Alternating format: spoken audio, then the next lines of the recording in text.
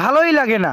দেশের জন্য কাজ না করলে, আমার পথচারী ভাইদের, চাচাদের, বোনদের জন্য কাজ না করলে আমার ভালোই লাগে না। তাই আমার চোখের নজরে পড়লো, দেখেন এখানে এতটা জঙ্গল ছিল, বড় বড় চোক্তার গাছ ছিল।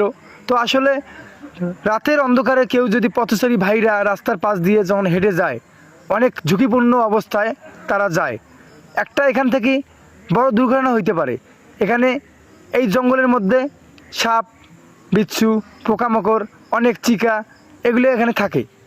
তো আমার চোখের নজরে পড়লো, তাই এগুলো কাটলাম। এখন আমার রাস্তার সৌন্দর্যটা ফিরে আসলো, আমার পথচারী ভাইরা, বোনরা এরাও অনেক সেফ হইল। তো আসলে ভাই, এই আপনার আশেপাশে, বাসার আশেপাশে এগুলো জঙ্গল থাকলে অবশ্যই আপনারা পরিষ্কার করবেন। অনেক এখান থেকে সেফ হবে। এখান থেকে বড় বড় মশা আছে, এখানে থাকতে পারবে না। তাই আমার জন্য দোয়া করবেন। ধন্যবাদ।